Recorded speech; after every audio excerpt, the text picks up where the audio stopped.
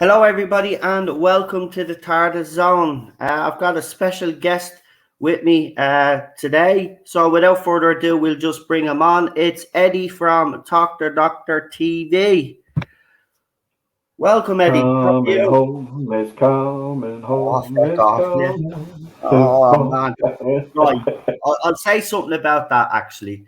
It was well-deserved last night, right? But I will say something to English fans out there. If you think that was a penalty, then you need your eyes tested. It was not a penalty, and if that had went against you guys, you would be screaming blue murder. Now, you did deserve to go through, but as usual, you can't admit something that was blatantly obvious. He was already going down when the player had met. He didn't even make contact with him, actually. If you look at it properly, he made zero contact on Sterling. So yeah, it's diving home. So enjoy it. But if you think he's going to beat Italy easy, it's not going to be an easy one. But he did deserve it last night. I will give it to you. But it was an enthralling match, I have to say. It was a good football match, and it was the free kick that the young Dane guy scored was extraordinary. And, and from a neutral point of view, and genuinely I'm neutral. I know I joke about it, but I'm genuinely neutral. It was good, but I agree with you. I think they will need to do a lot better than they've been doing to beat Italy. Italy are, if anything's coming home, it should be coming to Italy. Because they've already won the bloody thing. But in fairness, Italy is not going to be a pushover. Listen, I remember all the pundits before the Euros started had wrote off Italy, saying that they didn't even have a chance. They said the same about Spain. Now, I know Spain ended up losing, but look how far they did go in the competition, and Italy are in the final. I actually said a game one, and they didn't play really well game one, but they scored a couple of goals. And I remember a couple of English fans, I'll be no problem, we'll beat Italy. And I says, I wouldn't be so sure about that. Italy will get stronger as the competition goes on. And I think that has proven to be the case. And they'll be very strong in the final. England may well have all of the possession. But the one thing about the Italians is they can soak up all of that pressure, and then they can catch England on the counter. And the way players, he is more defensive minded. England don't know what to do with the ball when they actually have the ball. There's a lot of side to side passes and passes back. So it's going to be a very interesting final. But it'll be won by the odd goal. It can go either way. But if I was a betting man right now, you would have to say the momentum is all with England. I mean, look. Semi-final in Wembley. The final is going to be in Wembley at home. They've had 7 of 8 of their matches or something at home. So they've had everything in their favour. I will say this is the best opportunity for England to win the tournament. I don't want them to win it for the simple fact is that they won the World Cup in '66. And they still go on about that. Go on about this, right? All the footballers will be given OBEs and MBEs for no reason whatsoever for just kicking a fucking ball, right? Right? And seriously, this will be when you see it'll feature in TV shows and stuff all over British television. They won't stop talking about it, and that's why I don't want them to win it. The team. One thing we can say, no. They definitely beat Scotland.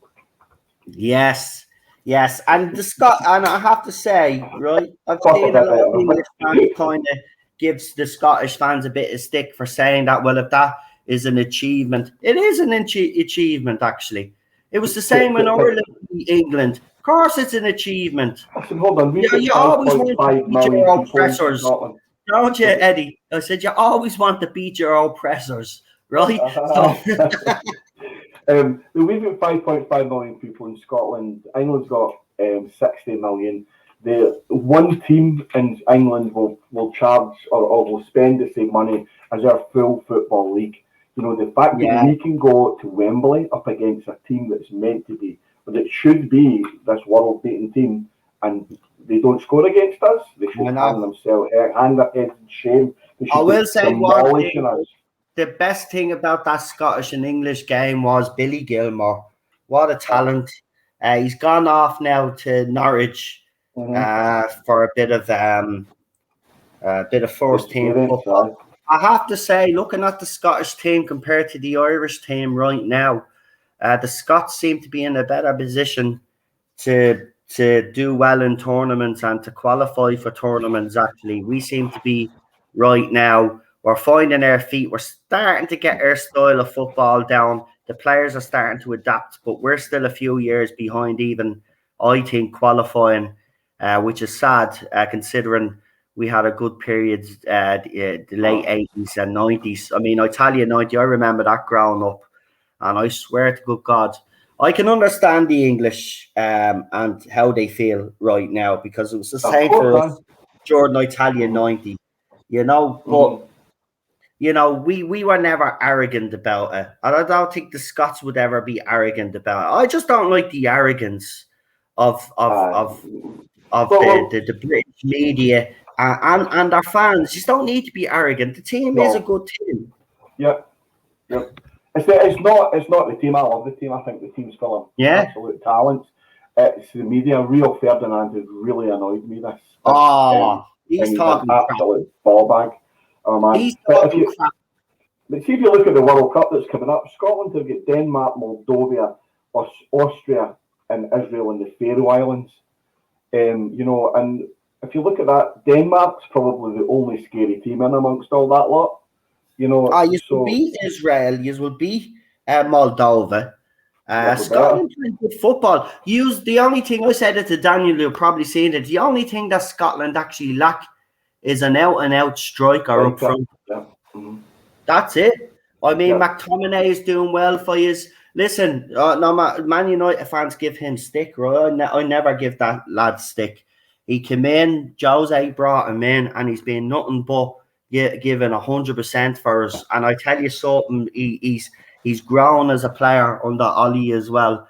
That lad has a bright future. He's got Billy Gilmore. I tell you something, Scotland's midfield, you know, is starting to look very impressive. Now, I know he played McTominay at the back, and that probably wouldn't be a bad move for United either if we needed. And I know we've played him there a few times. He's kind of rock solid. Maybe we could convert him into a defender. But I'd rather see McTominay play box to box. The reason why he doesn't get that opportunity at United is because Pogba is there. But he is a box to box player. I mean, look at the goals. There's a guy who was in the squad for Scotland but didn't get a game. David Turnbull, his name is. He plays with Motherwell and now plays for Celtic. And he's your goal scorer. I'm telling you, he's your goal scorer. They need to get him on you know, and you watch that laddie score goals. It's extraordinary. He didn't go. He was our record signing from Motherwell to Celtic. He is an extraordinary talent. He's young and he's still learning, and he's been injured quite severely. In fact, there was a whole year between him signing for Celtic and going to Celtic because of the injury that he had, and he didn't even know he had it until Celtic done a medical on him. But he was out for almost a full year. We nurtured him back to health and then sold him to Celtic, and he is a talent to look for. And I agree with people at Turnbull and Gilmore are the future for Scotland. And you know, why Lyndon Dykes still gets a game, I do not know. However, you know, with the coulda shouldas, it's all in the past now. And I can see for this the World Cup coming up, you know, they're not too scary. We've had scarier groups to get out of, the Euro group, for instance, you know. But this group should be, or these games. I know Scotland should at least get second place in that group. You know, I think the Danes are on a bit. Look, I think people, and sorry, folks, for that we are talking about football because I know some of you don't. We will wrap this conversation up and then we'll move on to the stuff that you want us to talk about. But I will say this. Oh, I've lost my point completely. Oh shit! What was it? I was just going to sing "It's Coming Home."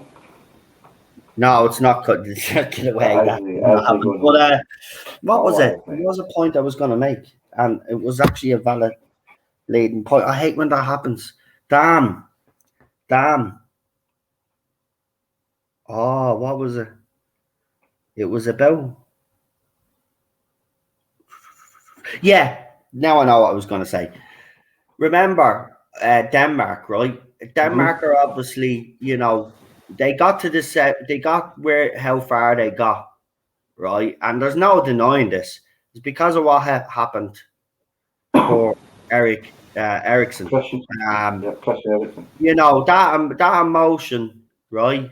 That their teammate, their fallen teammate, and then to see him, apparently he sent them a FaceTime message after the game, after they had lost, and the fact that they had seen that he was okay gave them the spirit and the drive to get as far as they did. Now listen, I could be wrong, when you play them, but that'll be well gone by the time Scotland come around to play Denmark, and then we'll actually get to see what the Danish team is actually really like. Remember, they have been, and nobody will deny it, they have gotten this far because of all the stuff that's happened around them. It'll be very interesting now that this tournament's over now and the dust settles, what they'll be like actually in the World Cup group. Yeah, well, we'll find out in September. It's not that far away. It's a month or so down the line. It's not that far.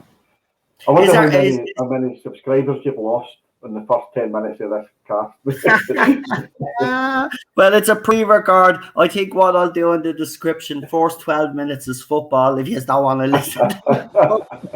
But listen, right, let's get into it, and we'll talk about it briefly because it's really no news, really. We were discussing off air. It's not really that big of a deal, but there has been an announcement made for a virtual Comic-Con with Jodie Whittaker, Manit Gill, Chris Chibnall, John Bishop, and a very special guest. Now, people are speculating, and we did talk about this off air, but people have been speculating about this special guest. Okay. Now, we were speaking off air. You think it's actually Sacha Dhawan, don't you? I do, because the Master's going to be in this season, and as much as there will be surprises of a degree in this season, this is one of Chris Chibnall's misdirects. So, you know that he did. So everyone found out, or we all found out, that Captain Jack was in the Judoon episode slightly before it aired. And when I contacted the BBC, they basically, instead of saying to me like they said with Sacha the last time, well, please don't say anything, they went, is he? Imagine that. So basically that meant tell everybody if you like. So when I did, I thought something else going on in this episode. And then the night before, if you remember, I jumped onto your chat board and said Joe Martin's character was going to be revealed as the Doctor. So the fact that they're making a big fuss about the Master coming back, or they're about to make a fuss about it, means that there's something else going on that Chibnall's trying to hide. So it's a misdirect. But as far as I'm aware, it should be Sacha Dhawan. It might not be. They might change that. It's a pre-recording. It's getting done in the next week or so. So as far as I know, it's not live. Now, there was actually a debate. I remember the last time myself and yourself took a bit of stick and others out there when we had indicated that the last con that they did, remember the one that ended up being a pre-record, but fans were trying to say it was live. But it is very interesting again, Eddie, and I have to bring this up. We didn't talk about this off air, but it's just because you've reminded me. A virtual con, so it's another one, another thing that they can control. And also, if they're going to be bringing in so-called fans, they're obviously going to be able to control who they can bring in. It just seems all very controlled to me. Well, they're using COVID quite well because they did it last year as well. You can't do anything because of the coronavirus, and we're in the middle of filming, so we can't leave, and and all that is perfectly viable and legitimate. But it's a good excuse to not show up. I don't know if there was 1 year beforehand that Capaldi or Tedder or Smith didn't show up at a Comic-Con, you know, and I know that Jodie missed a year as well. But for me, this be our second year now, though, Eddie. You know, you can excuse her missing one, right? And Chibnall, especially Chibnall. But I mean, everything is opening back up. I think San Diego Comic-Con is going ahead this year.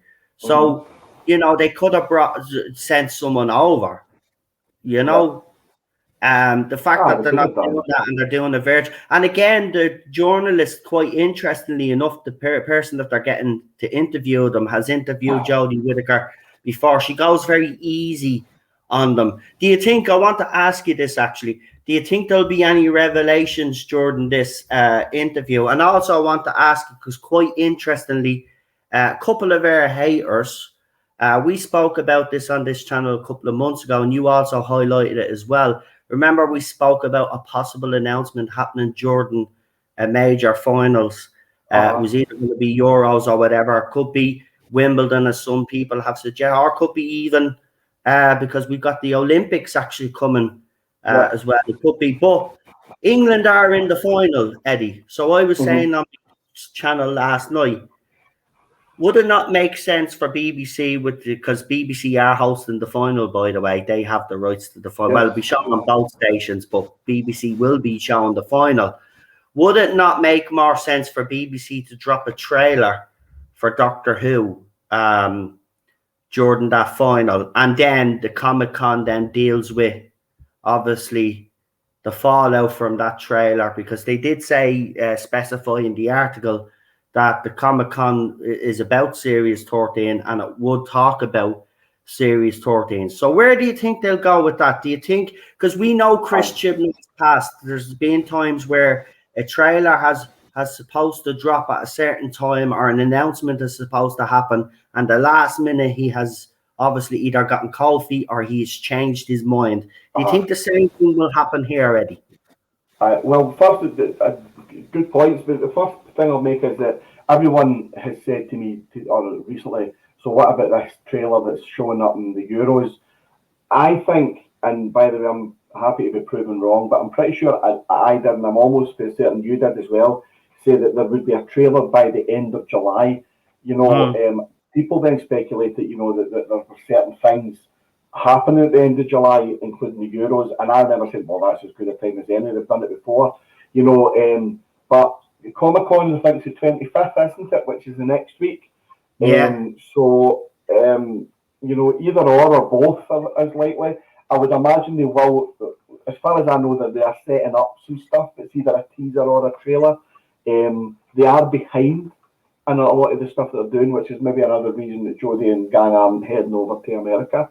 You know, so I would imagine certainly within the next week or week and a bit, Sunday to Sunday, we'll have some new content from Doctor Who, maybe a trailer stroke teaser, and maybe a TV spot, i.e. a clip of some description.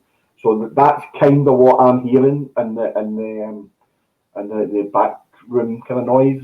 That's what's getting set up. But when, I genuinely don't know. I've been saying since January it'll be the end of June, the end of July.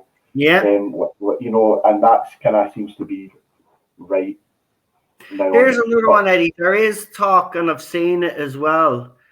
Some people are predicting a timeline, and they reckon, and I don't see it happening myself now, but because I remember we said, and I think you said also at the time. Now, correct me if I'm wrong here, but there are people, the timeline that people are coming to, they're saying that Series 13 might drop in September. But if I remember correctly from information that we'd received, that was possibly late October, November. I think personally I've said anywhere late Q3, Q4. Now the thing about it is remember, Doctor Who production office don't get to say when TX is. That's down to the programme planners. So effectively what you can do now is look on a Sunday night at programmes around about 7 o'clock and see how long they've got left, you know. So if there's a program just about to start on a 13-week thing, then you know Doctor Who won't be on before that. You can begin to work it out. I reckon we're going to get it. I mean, the rumour is that there's either 6 or 8 episodes all in. So the 6 episodes could be the series, and then the 2 episodes could be the special. Specials, yeah. I don't think there's more than 8 altogether. Right. So I think that's probably how they're going to do it, and basically, so it's still 8 episodes. But remember, that's 8 episodes is down 5 from what Doctor Who used to be a year, and this is 18 months later. So do you know it's an absolute apocalypse for the amount of Doctor Who episodes you would normally get. So I reckon certainly Q4, early to late Q4, is the best I can come up with. And I don't know, mate, and I don't think Chibnall could tell you either. It'll be getting penciled in now. It'll be getting worked on. But as it stands right now, I don't think anyone's made a set date. There'll be a special on New Year's Day, and then there'll be another special. Now, as far as I know, New Year's Day is a Saturday, so the next special might be the Sunday. They might just play one day after another, and that could be a special. Do you not think they'll stretch it out and maybe put it on like what RTD did one time, and put it on Easter time? Well, they might do, but you've got to ask yourself what. I mean, it depends if the specials are. Because that would buy them a bit of time if they still haven't found. Because you have been discussing and being very open about the fact that past Series 13, there are actually no plans in place. There's still no plans. There's nothing planned. So when does Easter drop? Easter is April, isn't it? So that would give them plenty of time, wouldn't it? A bit of breathing space if they still haven't found a new doctor. That would give them time. But there's no intention of finding a new doctor, mate. That's the is problem. there not? They're not doing it. As far as I know, this run from Rose to episode 8 of season 13 is the end of this run of Doctor Who. The same way that it started with an unearthly child and ended with survival. It's the end of this type of Doctor Who. Now, if Doctor Who comes back, it might only be off for 18 months or a year or something. And when it comes back, it'll be like a brand new way of doing it, a brand new team, a brand new look. Everything will be new. The continuity will be different. It won't be a reboot, but it won't specifically hark back to Jodie Whittaker's era. It'll move on. Now, a bit like when Rose. I mean, I think we didn't get the name Gallifrey for 2 seasons in Doctor Who. And things like that. So they'll reintroduce it as a new way of doing it. So this version, the Rothlock, Cardiff-based Doctor Who that Russell T Davies started, is ending at the end of season 8. At the end of this production block, whatever the last one is, there is no more. And if Doctor Who starts again, it will be a brand new team. There's rumours that it's going to come up to Scotland.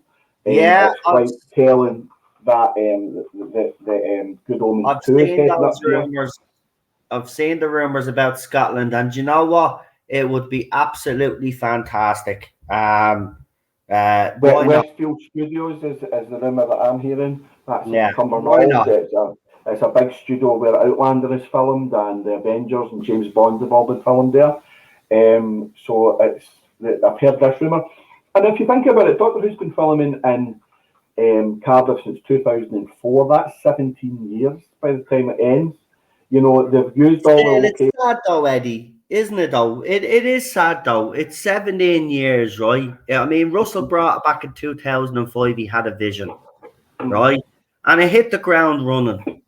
And it brought in new fans, and it brought back a lot of the old fans, right?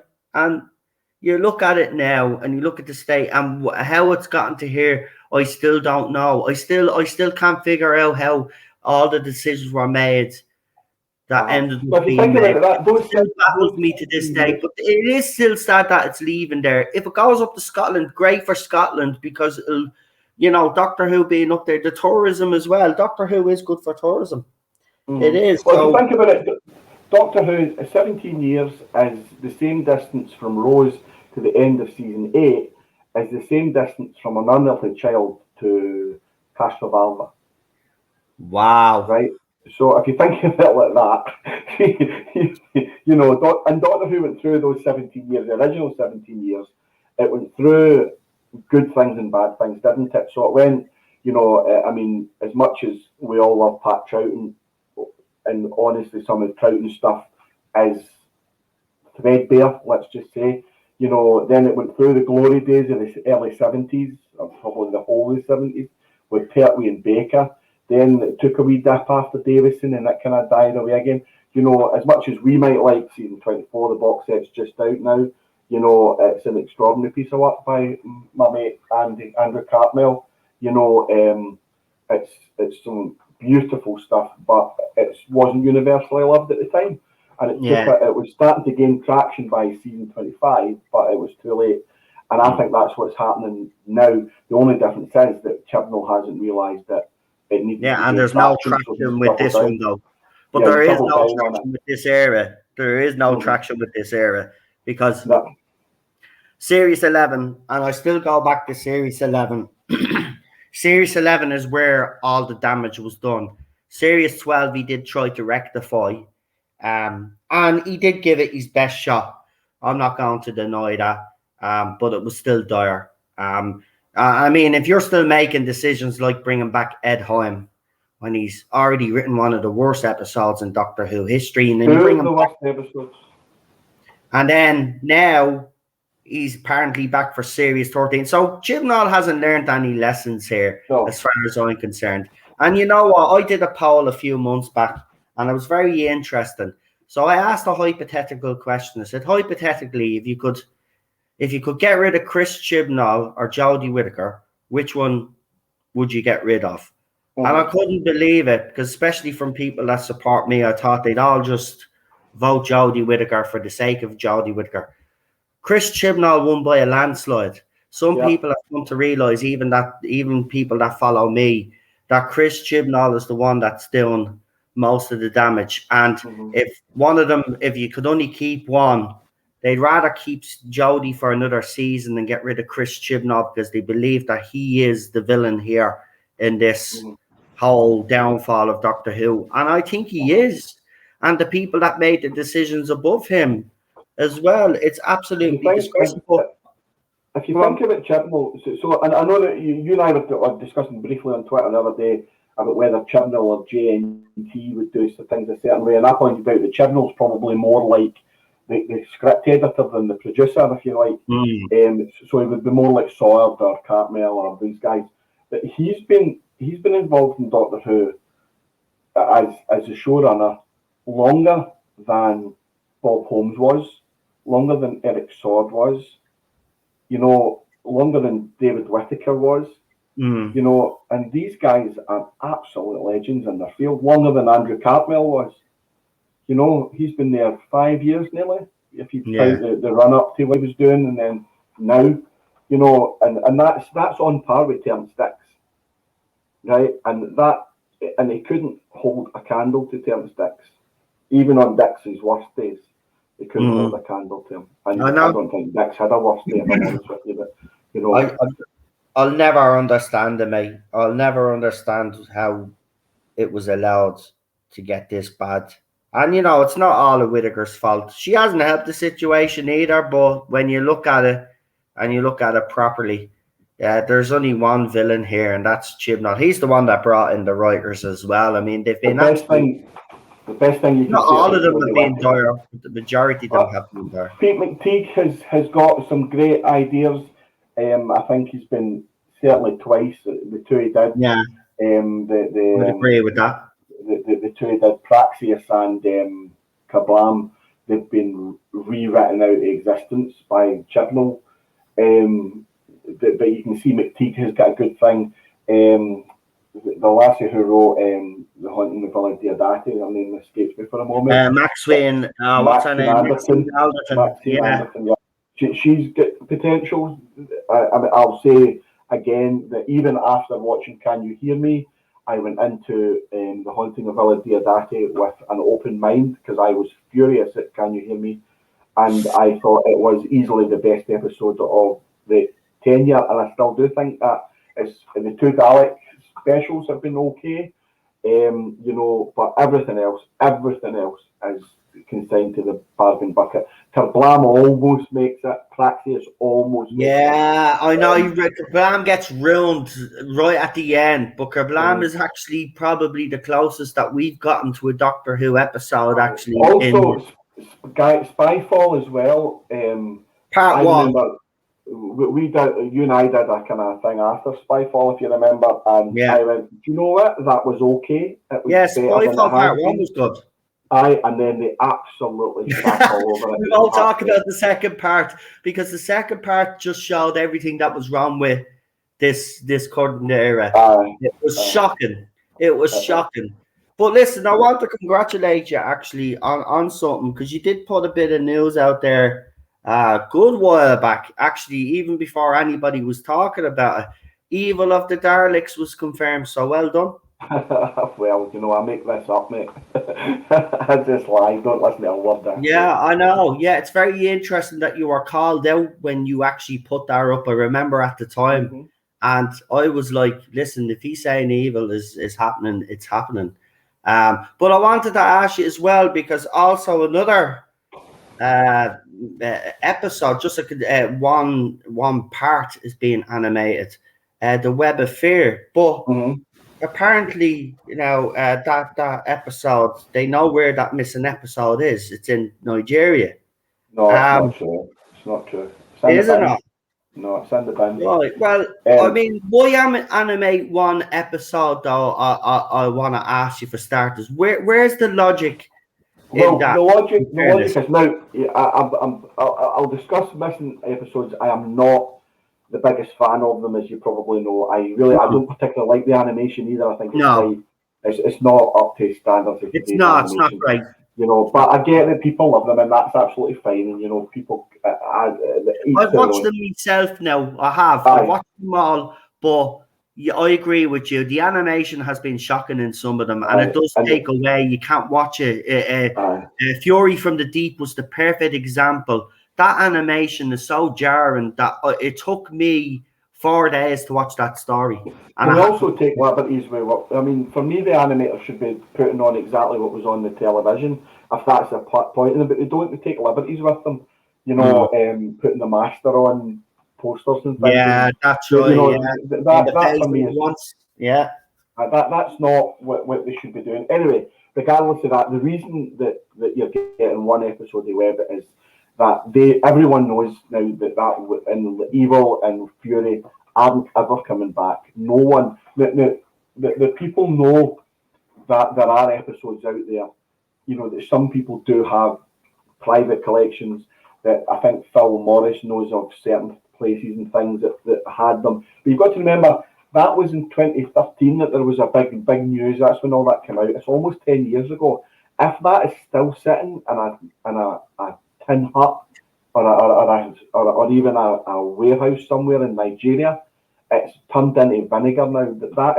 Those are delicate things, you know. And there was some stuff that was discovered. I think Phil has done a remarkable job at getting what he got. I think he hoped to get more, you know, and I think he was pretty certain he would get more. But if there was more, it would be released. No one is holding it back. There might be the odd kind of, as I say, selfish single collector who might not even know they've got it, or they might have passed away and their daughter's got a cartload up in the loft or something like that. It could be something silly like that. Yeah. But and you know, they don't exist, and they're not going to go to any kind of expense to sit and go and animate them and put them out like that if they thought in 6 months' time someone was going to go, here's that spare one. To my knowledge, what happened, Web of Fear was found intact, complete, but that episode that's missing was damaged or destroyed either en route to or during the restoration process. That might be absolute bullshit, but that's what I heard. You know, so it was, and I think when I say damaged beyond repair, it was probably already damaged beyond repair. You know, so during the restoration, it was decided that it wasn't viable to continue to try and fix it. So that's why we knocked forward. I suppose we should be grateful for what we have. I suppose. Yeah, and by the way, we should probably be grateful that these exist as target novelizations more than anything else, because Terence Dicks and Mal Hulk and Bob Holmes and Ian Martin and these guys who wrote them, David Whittaker, have done a far better job of the novelizations than any of the stuff that's on the telly. Wow. So we can. I mean, I think really when Tomb of the Cybermen came out, everybody went, "Oh my goodness, this is extraordinary," and they were right. Tomb of the Cybermen was amazing. Web of Fear wasn't as good as I'd hoped it was, and Enemy of the World was embarrassingly bad at times. So whereas but then I would say the Ian Martin's novelisation of Enemy of the World is fabulous. The animation of an invasion is really good. So let's just stick with that. Let's just stick with what we've got. We shouldn't be looking back now because Doctor Who as a body, as an entity, is mostly available on BritBox or on iPlayer. You can get everything from Unearthly Child right up to Revolution of the Daleks now on one streaming service or another. It's worth watching like that. But Doctor Who, the important thing about Doctor Who is the future of it. And right now, the future should be what everyone should be concerned about, because there ain't any after the next 8 episodes. It's interesting that you bring that up, because you talk about the future, and what I would say is BBC's handling of Doctor Who, or whoever is behind, is a BBC studio that's behind the promotion. It's been non-existent. See, the thing is with Doctor Who right now, the problem is, and again, this is allegedly and rumour and speculation, just legally saying that from your channel. The sixth floor, the people who create Doctor Who, plus the sixth floor, the drama department and studios, all have different versions of what Doctor Who should be. Really what we should do is let studios take over entirely, because then we would get populist Doctor Who. What I'll say right now is, Lee, if you listen to this podcast at any point, I know you're a pixel man, take the Tom Baker title sequence, the famous one from the early 70s, and take Tom Baker's face out of it and put that picture of Michael Sheen in that I tweeted a few days ago, and look how much he suits that role. And and for me, that's the way to go. We need to get really, really back to basics, and that's what Phil Morris was saying. Listen, I agree with you. Michael Sheen would be my number one pick, right? But let's be realistic here, right? What we want and what BBC want are two different things. The thing is, mate, but it is and it's not, because maybe you're talking about, see, BBC drama, right? But let's look at it, because everyone says Wenger does this, right? And I get why they say that Charlotte Moore and Piers Wenger are responsible for that. But they're also responsible for The Bodyguard. They're also responsible for Time, which was on a couple of weeks ago. Now, that has got two straight white male leads, and I know that Stephen Graham is mixed race, but you know what I mean? That Stephen Graham and Sean Bean were the leads in that. Do you know what I mean? That was proper good drama. But if you look at a lot of things, Sherlock came out of that kind of stuff. All this good stuff comes out of BBC award-winning drama on a weekly basis. There's rarely one that comes out on, I mean, Line of Duty's just finished, and my God, was that good. Two white straight males in the lead. Do you know what I mean? Right then, but here's the question I'll ask you then, right? If they could do all of that with those programs, and there is no denying, and I'll agree with you, they're all hits. Every single one of those shows that you've mentioned are all hits. So how do they get it so wrong with Doctor Who? Is it because there's too many factions involved, as you said? There's different people involved in Doctor Who. At the end of the day, Chris Chibnall is the showrunner. He is responsible for the creative output of Doctor Who. That's his job, right? And if he decides to put these messages, these social awareness messages in it, on its own as it stands, as we were saying off camera, about things like Loki and Winter Soldier and Falcon and all these kind of things. These use social messaging as well. Like WandaVision was all about grief. Falcon and Winter Soldier was all about race, and Loki's all about gender, politics, and identity. But you can do this in an engaging and happy and funny and clever and exciting way. And Chris Chibnall just does not have the chops to do it. I don't have the chops to do it. You know what I mean? You don't have them. It takes a skill to be able to do that. And there are writers out there.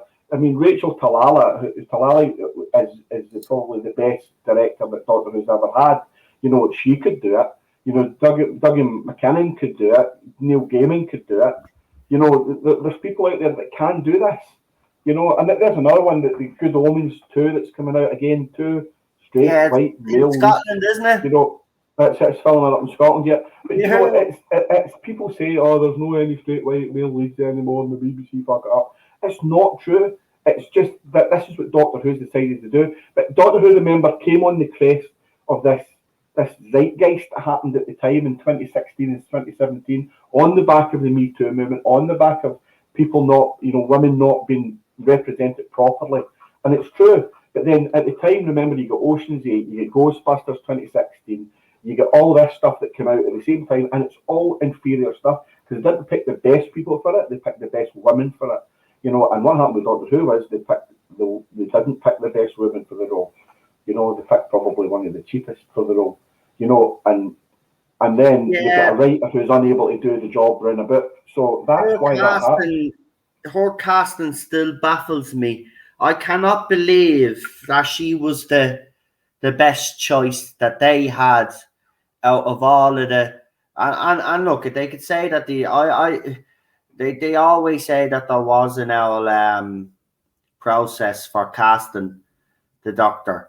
But you mean to tell me that Chris Chibnall sat there, and while they were all looking, and the casting directors and all, they were all sitting around watching these potential actors and actresses, they thought that Jodie Whittaker was the best out of the whole lot of them. I don't believe that for a second.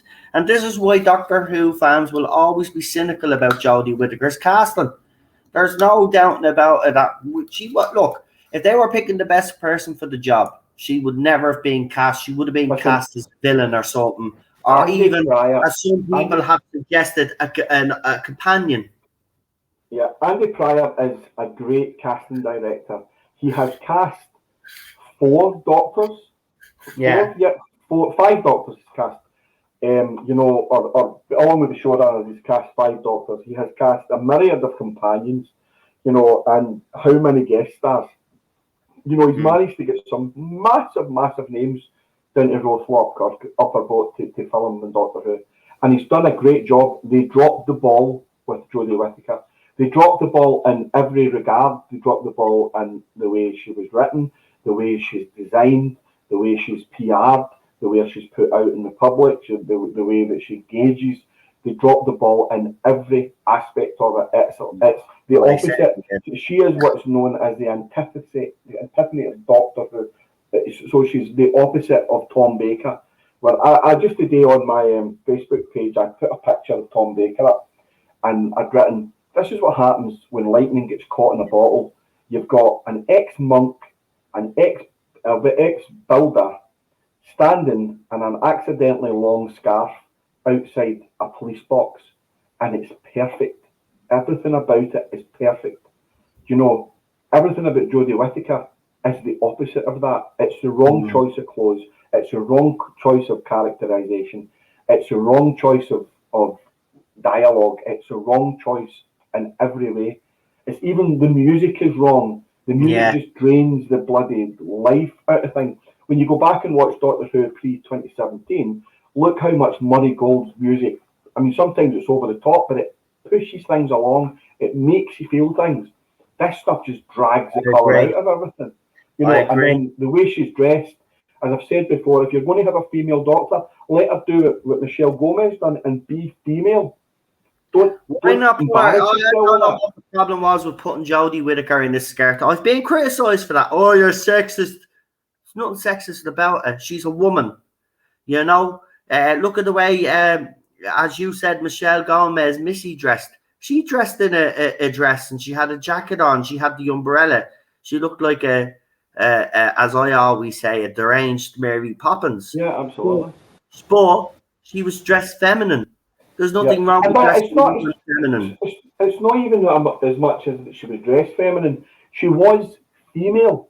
And if you watch, she does it. She's brilliant at how she kind of moves that on. Obviously, if you look at Missy in Deep Breath, you know, at the start of her thing, you can tell she's quite awkward in her skin, and she says things like, "He's my boyfriend," you know, and it's dead childish, and and she's trying to find her place, but by the Doctor Falls, she's sassy and she's clever and she's sexy and she's all these things that women are, you know, and allow them to be it. What's wrong with that? You know, and the Doctor's none of that. She's had no character development. I was looking at all the times that the Doctor's kissed someone. Someone put a thing up of the amount of times since Paul McGann, the Doctor's kissed, and there's lots and lots. Jodie Whittaker has had no interactions of any type with anybody at all. The first one she had was with Tosin Cole in Revolution of the Daleks, and the reason she had it was because Tosin was leaving, and they had to make a reason for him to leave, so they decided to say that wee bit. And that was filmed later because Tosin had allowed his afro to grow, which is why he was wearing a hat. Do you know? So that was filmed way after the fact, way after the fact. In fact, probably just very early on in season 13. So that was why that was added later, a lot later. You know, because why is he wearing a woolly hat in the TARDIS? It makes no sense. It's to hide the fact that he had long hair. Anyway, I could go on about this, but I won't. It's mad, man. I just Chibnall. I agree with you with the music, by the way. We've been doing New Who watch along, and yeah, what you said about Murray Gall's music is absolutely spot on. Yes, sometimes music was all great. When Sagan was announced, I went and listened to his stuff, and it's very much like Bear McCready when he done Battlestar Galactica. It's got lots of that kind of drums and tonal shifts in it, and it's clever. Yeah. I'm a bit of a musician. I play a couple of instruments and I study music a wee bit, so I kind of get what he's trying to do. But it just sounds like he's smacking his head off a keyboard. Yeah, I know. You know, and it sounds the same as well, and it's just Monday. It doesn't excite you. No, I mean, what he's trying to do, emotion or something. It's like it's emotionless. Yeah, it's like he's trying to do. He's trying to copy the Radiophonic Workshop from back in the day, right? And I get what he's trying to do. You can hear that in his Doctor Who theme as well, which is actually pretty decent. You know. And you can hear that that's what he's trying to do. He's using those, and he's said in interviews, he doesn't always use synthesizers, he'll use odd things to make music. Yeah. I understand what he's trying to do, but because the dialogue is so bad and because the characters are so bland, it's just another thing that sucks the life out of the episode. No, I get you, know? I mean, exactly. I mean, everyone could go, do you know, if you were to talk about David Tennant, everybody knows that if you go da da da da da da da da da da, everybody knows that's David Tennant's music, and you go da da da da da da, and that's Matt Smith. Straight away, you can do it, right? Yeah. What's Jodie Whittaker's? Nobody knows. Nobody knows. You're right. You're right. You're absolutely spot on. What's Jodie Whittaker's theme? There is a theme. You know what I mean? But you can. Well, it's called the Doctor's theme, but what is it? Who knows? You know, and also, but if you look, Rose had one. Look at Doomsday. Everybody. I mean, you can actually name the incidental music with Murray Gold. Doomsday. You know what I mean? The Doctor Falls. These things exist. And if you look at the last, this is the irony of it. Murray Gold wrote a Whittaker theme, right? And Chibnall refused to use it, right? And he basically sacked him before he got, or let him go, let's say, before the time enough, what's it called? Twice Upon a Time. And if you listen to Twice Upon a Time, go and listen to it again or watch it, there is no original music in it. Everything is stock music, up to and including the regeneration, right? So there is no original music in that because none was written, because Murray Gold was hang on, you're telling me that Murray Gold has a piece of music that's the Jodie Whittaker's Doctor's theme that nobody's heard. Because Chibnall sacked him before. Well, he didn't sack him. He just wasn't using him going forward. So because obviously that was going to be scored, and then when obviously if you remember when each new Doctor appears, you immediately get the Doctor's theme tune. You know, very famously with Matt. You know, that Madman in a Box theme comes out and it's amazing. You know, and every time that cues, every time it cues, everybody goes, yes, this doctor, what's she going to do now? Do you know what I mean? And no one's going to do it. Right? And that's if you listen to how they pull that music quite loud, they crescendo it, and then when Matt walks through the other doctors when he's talking to the Traxi, and he goes, hello, I'm the doctor, basically run, they bring the music back in again, and that's your key, that's your punch the air moment. There's none of that. But they do play Sagan's doctor theme over when she says, I'm the doctor, on that scaffolding or on that crane. And then she says the stupid line, fighting for fair play throughout the galaxy, and that just ruins it. But they're playing it then, that's her theme. But what is it? 3 years, 4 years in, what is her theme? Nobody knows. No, you're right. I was devastated when I watched that scene. Because I mean, see with that up until that point where she goes, I know who I am, I'm the doctor, and you go, yes, it's the doctor, and then she goes, fight for fair play throughout galaxy. You're like, oh, just shut up. I know, that I was just cringed, man. Do you know what though? I will say this: nobody can ever say that I didn't watch. I did watch this era, and I've only watched it once. You know, I've tried to watch. Believe it or not, I have tried to watch Series 11 again over and over, but I get 15 minutes into the first episode and I just have to keep knocking it off because I'm just. I got to Ghost Monument a couple of times. Did you? I got as far as that. I thought the Women Who Fell to Earth was okay, kind of. Yeah.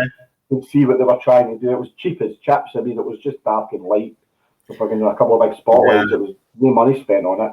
You know, immediately taking a big bad and diminishing him by calling him Tim Shaw, you know, it just ruined any kind of impact that monster's ever going to have in the future. So, you know, then it comes back as a big bad in the final and it goes, oh, it's fucking Tim Shaw. Well, that was shit poor, man, because, you know, other showrunners would lay the foundation for that to happen and we'd kind of have some suspicions, you know, but we'd still be surprised. But there was absolutely no indication that he was going to come back, Tim Shaw. And I mean, the monster design. Do you remember I said he was coming back? I said, Tim Shaw's a big man. I know. No, he's not. Design as well, man. Teeth on his face. What were they thinking, man? Jesus. Even some of the designs of the monsters. That's been done. Listen, see that, the whole thing about Tim Shaw. I remember doing a review of it at the time, and he was a little bit Predator. He was a little bit Terminator.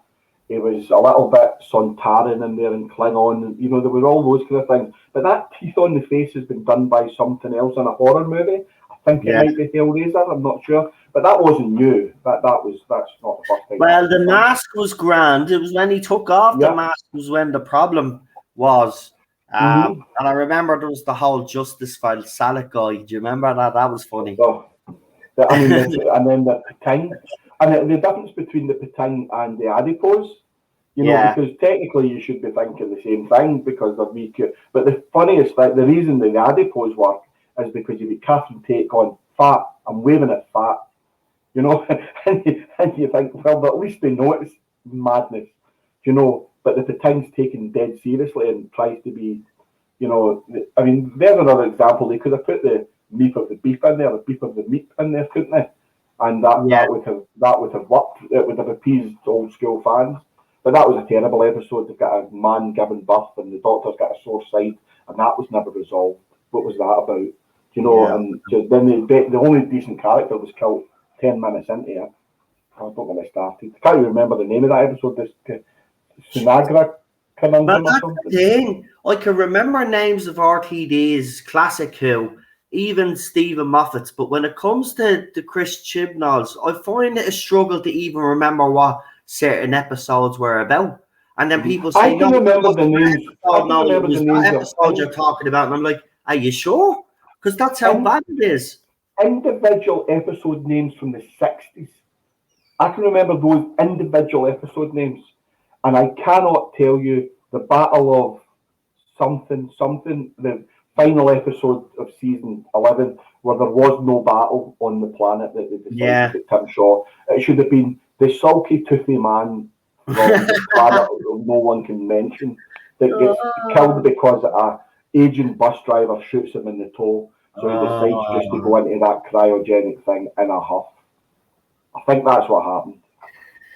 Jesus, man, it was bad. But listen, we try end on a positive. Is there a positive note to end on Doctor Who? I don't think there is right now, but I just, I still hope as a Doctor Who fan that that it'll get better. But well, we all know it, mate, that there are worlds out there where the sky is burning, where the seas are sleep and the river's green. People made a song and cities made a smoke. Somewhere there's danger, somewhere injustice, and somewhere else the tea's getting cold. That's the best I can do. Oh man, look, we'll see after Series 13 if Doctor Who does indeed come back. But yeah, for now, I will say is that for Chris Chibnall, you know what, for Jodie Whittaker's sake, I will say this. I said this a few weeks back on the stream, and I'll say it again. For Jodie Whittaker's sake, I hope Chris Chibnall does give her some of the best writing that he's produced, but I doubt it. But I hope he does, because it'd be nice to see her go out on a little bit of a high. It wouldn't, look, not all her fault. I know I blamed her a lot over the years myself, but I've realised, she was one little element, one part of it that was wrong.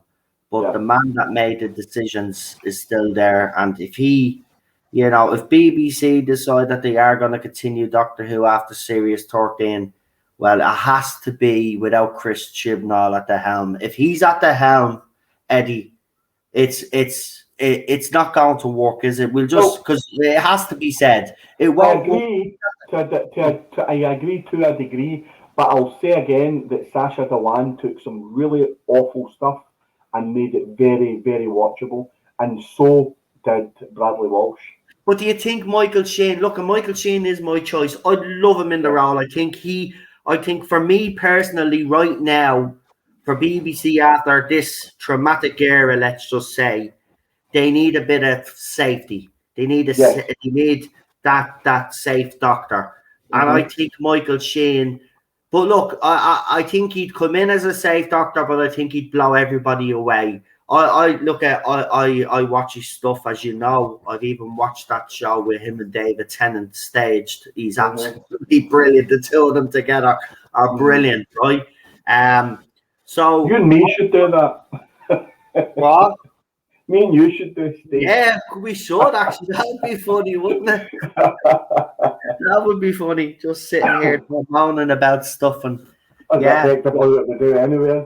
But they were brilliant, man. I want him to be the doctor. Listen, I have other choices as well. They didn't go with him, but he would be the safe choice for BBC.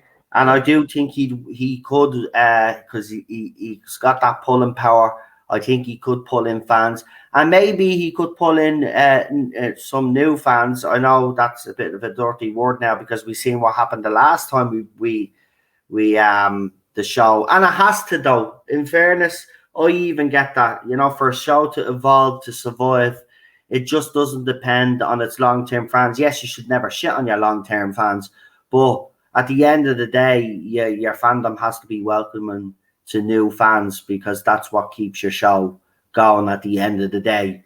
What it needs to do, and I've said this before, Cartmel did it very well with the McCoy era, and as much as people still shit on this, I see Katzman doing it with Star Trek Discovery, where they learn their mistakes and they fix them. They maybe not fix them very quickly, but they do fix them. So if you look from season 1 of Discovery to season 4, they are very, very different beasts, and at the end of the day, I really I'm enjoying myself with Discovery now, but I found the first one a real struggle to get into, and I agreed with lots of the stuff that that Michael Burnham was Space Jesus, and she's responsible for everything good that's ever happened in the Star Trek universe and all that, and I understand that, and I get that complaint, and I see where it comes from. But I think that they learned the lesson with that, and it kind of was toned down a lot as the season went on. And I think the problem is with Doctor Who is that, unlike season 25, which took the lessons, as Andrew Cartmel said to me in my interview with him, they took the lessons from season 24, all sat down and said, right, what works and what doesn't, and they've done more of the stuff that worked and less of the stuff that didn't. They didn't get it 100% right all the time. Season 26 is almost perfection, but it does start with Battlefield. Remember that, and that was a Ben Aranovich story, which should have been, and actually story-wise, it is very good. It's just the how it's done isn't particularly good. But if you look at Doctor Who, they have learned no lessons. That's the thing I was going to ask you, though. But keeping Chris Chibnall, right? So here's the thing. Mm-hmm. Does BBC continue with Chris Chibnall hoping that he turns it around, or do they, pull the plug? Because think about it, we're watching this now.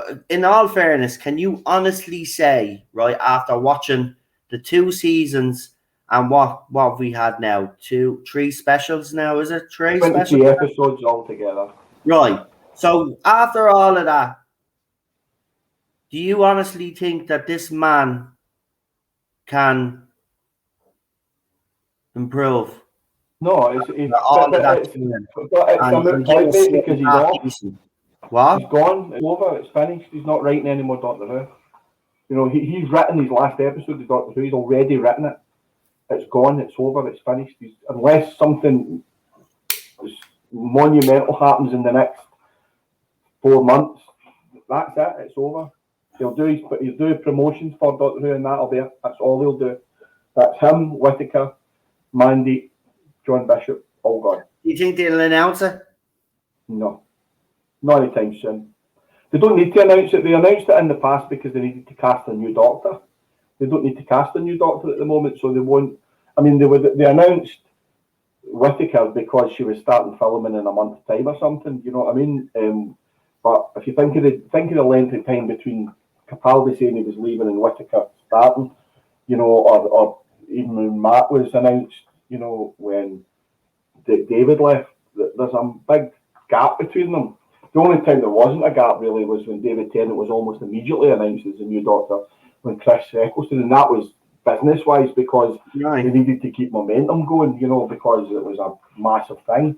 I mean, we don't have time to get into it, but my God, was Chris Eccleston quite right to get out of that shit. Anymore? Is that what you're telling me? It's just become too expensive to make now, and probably the best. Nothing to do with expensive, but there's no appetite for it at the BBC anymore. They don't want to make. No one will take it on. There's just nobody ready to take over.